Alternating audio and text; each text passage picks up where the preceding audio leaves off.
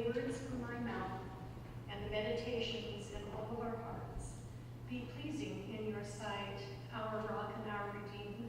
Amen. Pastor Scott Hitler tells about a day when he was 7 years old. His grandmother had taken he and his cousin to the trip to the grocery store. On the way home, his grandmother had to stop at another store, and she told him it would only be a few minutes. Young Scott and his cousin stayed in the car.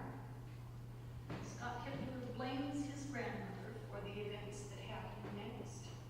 You see, she was gone a lot longer than she said she'd be. Back then, he remembers that they put prizes in laundry detergent as an incentive for people to buy those detergents. His grandmother bought everything in bulk, so there were 2 huge boxes of detergent in the back seat of the car. On top of that, Scott had discovered that he could remove the ashtrays from the back of the car, and there was a nice big hole there that you could put things in.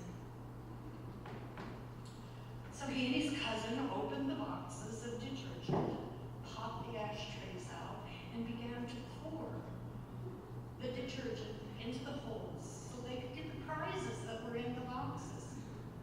Before they knew it, both boxes were empty, and they had retrieved 2 prizes, a small cup and a small salad dish.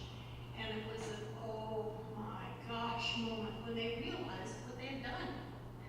All the detergent was gone, and there was no way for them to hide their misdeeds. But after all, it was their grandmother's fault. She had kept the boys waiting. And you know you can get into an awful lot of trouble while you're waiting, especially if there seems to be no good reason for that waiting. The last thing Jesus told his disciples was, before he ascended into heaven, was that they were to wait in Jerusalem for the gift of the Holy Spirit to come upon them. When that happened, they would be Christ's witnesses in Jerusalem, in all of Judea and Samaria, and to the ends of the earth. So they waited. Welcome to the house of God on this Pentecost day.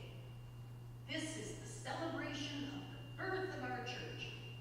It is the celebration of the day when God sent his Holy Spirit. Oh, the Spirit that unites and empowers us, the Spirit that creates and recreates us. Now, I don't believe anyone will be talking in exotic languages in this place on this day.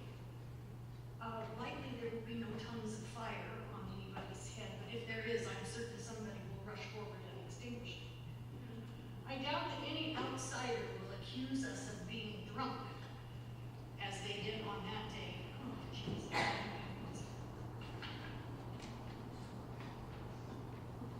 Pardon me.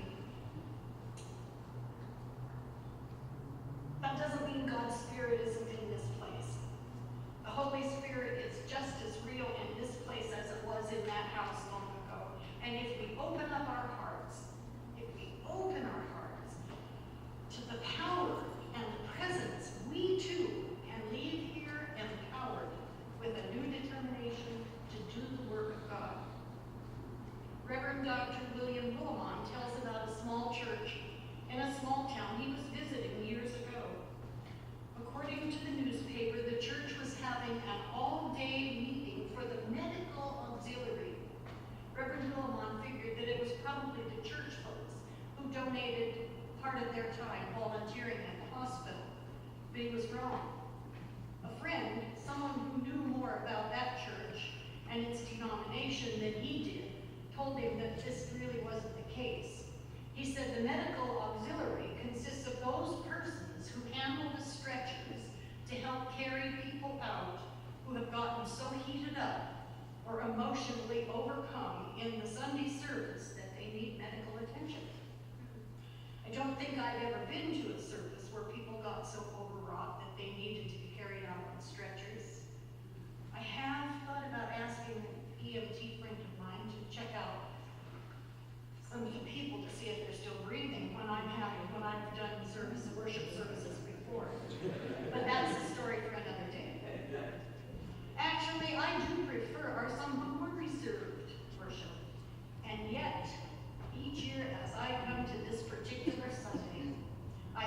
and think that the church long ago had their first celebration of Pentecost. I wonder if we haven't lost something. It would be nice to have the joy, the togetherness, the sense of divine power that characterized that group so long ago. Don't we long to have the excitement of that church again? A lot of us in our Christian faith are nearly as sedate as former President Calvin Coolidge. Coolidge kept himself under such tight control that when his death was made public, someone put, "How can I tell?" That could very well be said today when the death notices of some of our churches are posted. Perhaps we, the church, are just tired and have no energy. Well, there are all sorts of energy boosters on the markets today. Energy shots and coffee drinks, and they all contain caffeine. But recently, you can find your energy boost of caffeine in other foods. How about marshmallows? That's right, marshmallows. You can order them online for about $20 for a case of 24. Each piece has as much caffeine in it as a half a cup of coffee, without the aftertaste of the coffee. If that's not to your liking, you can order beef jerky that is infused with this stuff. It's called turkey jerky. And let me tell you, you can buy it at Costco. I just saw it there. But if you're off beef, you can buy turkey jerky. I'm not making this up. It is available. You can get biofuel caffeinated popcorn laced with caramel coating, caffeine coating. One bag equals 3 cups of coffee. There's caffeine for every taste, and it appears we all need that energy to keep up with our daily lives. After Christ died on the cross, the disciples were depressed. Their energy was down. Their leader was gone. When he was resurrected on Easter morning, they were elated, and for 40 days they had just great times with him. And then they were told he was going away again. And they must stay alone in Jerusalem until the Holy Spirit came to them. Jesus wasn't really forthcoming with the exact date or how long it was going to be. So they had no idea of how long they were going to be sitting in that room waiting for the Holy Spirit. Imagine, if you will, being scared, alone, and you waiting for that pounding that comes on the door to signify that you're going to die. Instead, the Holy Spirit of God comes in on a strong wind and flames that do not consume you. They light on your head, and all at once, you're filled with the Holy Spirit. You are speaking languages you don't know, and you have courage. Before Pentecost, they were a ragtag bunch of well-meaning but ineffectual followers. After Pentecost, these same disciples became such a powerful witness that it was said of one of the disciples, Simon Peter, that his mere shadow could cure somebody who was physically distressed. Before Pentecost, the disciples were fearful, fickle followers who could not be depended upon to even stay awake when their Lord and Master was praying. After Pentecost, they were willing to face persecution, even surrender themselves to torture and death in order to testify that this same Master had been raised from the dead. Before Pentecost, they were pathetic, listless, introverted. After Pentecost, they were filled with the power, spirit power, and they went on to win the world. This then was Christ's legacy to the world, a spirit-filled church. And that, of course, is exactly what we are intended to be. A powerful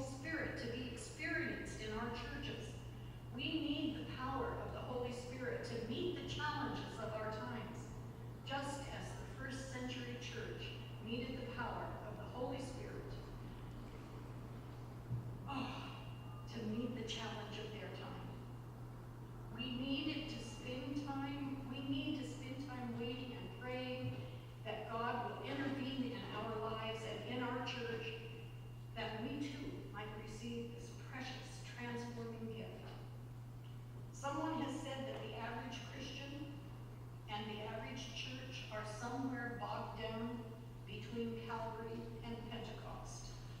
We have been to Calvary for pardon, but we have not been to Pentecost for the power. Another unknown author tells us that Bethlehem means God in us, or Bethlehem means God with us, Calvary means God for us, and Pentecost means God in us. All three are vital. Bethlehem, Calvary, Pentecost.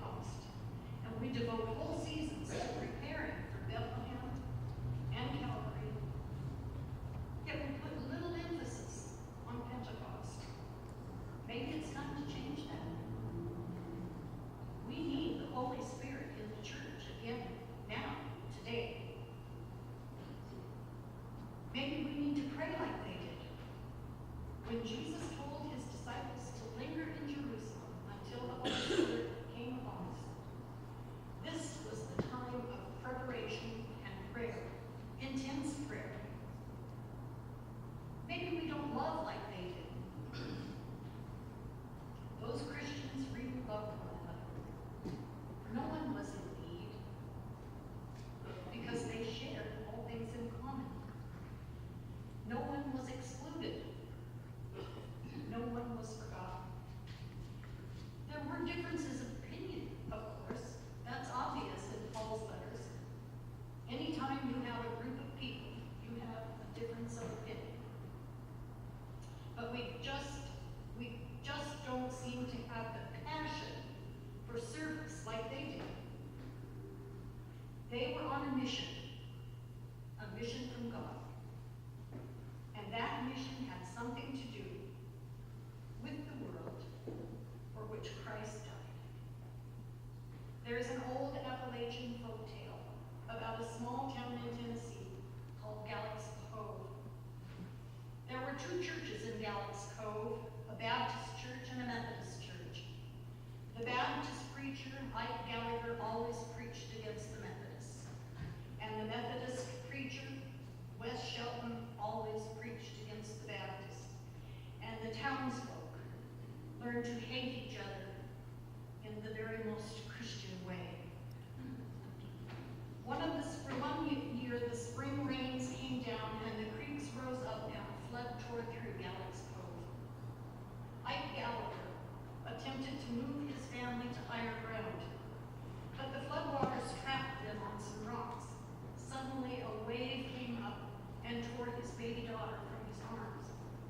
Just then, a man on the other bank jumped into the water and swam to the little girl. He reached her just in time and pushed her up on a nearby ledge. Then the man was swept away in the flood. It was Wes Shelton, the Methodist preacher. They found his body a few days later. After the floodwaters cleared, Ike Gallagher went back to preaching. But this time he didn't preach against the Methodists. He didn't preach against anybody. His heart had been broken by the love of his enemy. And all he could do was preach love. One of the churches was destroyed by the flood, and the people never ever rebuilt it. Instead, they all began to meet in the one church that was left, and they named it Sweet Harmony Chapel. Perhaps there ought to be more churches named Sweet Harmony. You see, we are all followers of Christ. We need to love and respect one another. If you had taken the prayer out of Pentecost, you would have had a feeble group of people with no power to change the world. If you had taken the love out of the church at Pentecost, you would have had a fragmented, ineffectual group of people. May I say to you that the church of Jesus Christ will never be what God intends it to be until we have the passion for reaching out to the world outside these walls. When we have the passion that the early church had for introducing boys and girls